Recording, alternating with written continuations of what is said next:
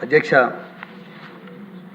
గౌరవ సభ ద్వారా గౌరవ విద్యాశాఖ మంత్రి వర్యుల్ని నేను కోరుతున్నది ఏంటంటే, రాష్ట్ర వ్యాప్తంగా సమగ్ర శిక్షణలో సేవలు అందిస్తున్నటువంటి అనేక సంవత్సరాలుగా సేవలు అందిస్తున్నటువంటి డేటా ఎంట్రీ ఆపరేటర్స్ కానీ, ఎంఐఎస్ కోఆర్డినేటర్స్ కానీ, అకౌంటెంట్స్ కానీ, మెసెంజర్స్ కానీ, వీరితో పాటు సిఆర్పీలు కానీ, వీళ్ళు ఎదుర్కొంటున్న క్షేత్రస్థాయిలో వీరు ఎదుర్కొంటున్న సమస్యలు, వీళ్ళ బాధలు మన ప్రభుత్వ దృష్టిలో ఏమైనా ఉన్నాయా తెలియజేయవలసింది కోరుతూ, అధ్యక్ష, విద్యా వ్యవస్థలో డిజిటల్ వ్యవస్థను పటిష్టంగా ఉంచేందుకు ఈ డేటా ఎంట్రీ ఆపరేటర్స్ కానీ, ఎంఐఎస్ కోఆర్డినేటర్స్ కానీ వాళ్ళ శక్తి మేర పనిచేస్తూ, అలాగే క్షేత్రస్థాయిలో మన విద్యా ప్రమాణాలు ఎలా ఉన్నాయో తెలుసుకోవడం, విద్యా శాఖలో మౌలిక వసతులు ఏ విధంగా పనిచేస్తున్నాయో ఎప్పటికప్పుడు సూపర్విజన్ చేసుకోవడం, అదేవిధంగా యూనిఫామ్స్ కానీ, ప్రభుత్వం ఇస్తున్నటువంటి యూనిఫామ్స్ కానీ, బుక్స్ కానీ ఇవన్నీ పిల్లలకు సరిగా చేరుతున్నాయో లేదో చూసుకోవడం,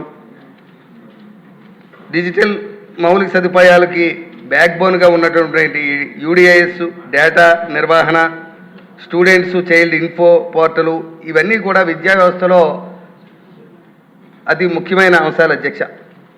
ఇప్పుడు మన గౌరవ మంత్రివర్యులు, విద్యావేత్త, యువ నాయకులు లోకేష్ బాబు గారు విద్యాశాఖ మంత్రిగా వచ్చిన తర్వాత విద్యాశాఖలో ఆయన చేస్తున్నటువంటి సమూలమైన మార్పులకి ఈ సిబ్బంది అంతా తమ వంతు కృషి చేస్తూ తమ వంతు సహకారాన్ని అందిస్తూ వస్తున్నారు అధ్యక్ష. వీళ్ళు దశాబ్దాల క్రితం ప్రారంభంలో 8-10 వేల జీతంతో ప్రారంభించినటువంటి వీరి జీతభత్యాలు దశాబ్దాల తర్వాత కూడా ఈరోజు కూడా 23,000 వరకు, 23,500 వరకు వస్తున్నారు అధ్యక్ష. పెరుగుతున్న ధరలు కానీ, ద్రవ్యోల్బణం కారణంగా కానీ వారు మెరుగైన జీవన విధానం, గౌరవమైన జీవితం జీవించడానికి ఈ జీతభత్యాలు చాలడం లేదన్నది వారి యొక్క అభ్యర్థన అధ్యక్ష.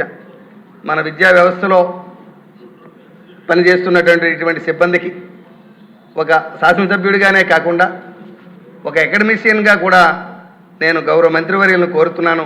వీరి జీతభత్యాలు పెంచి అదే సమయంలో వీరికి రెగ్యులైజేషన్ కానీ, లేకపోతే కనీసమైనటువంటి ఈపీఎఫ్, ఈఎస్ఐ లేదా హెల్త్ కార్డులు ఇటువంటివైనా మంజూరు చేసి వారిని మనం గౌరవించవలసిందిగా మన బాధ్యతగా కోరుతూ విద్యాశాఖ మంత్రి గారిని మీ ద్వారా కోరుతున్నాను అధ్యక్ష. పార్సాల్ గారు. ధన్యవాదాలు అధ్యక్ష. కస్తూరిబా గాంధీ బాలికల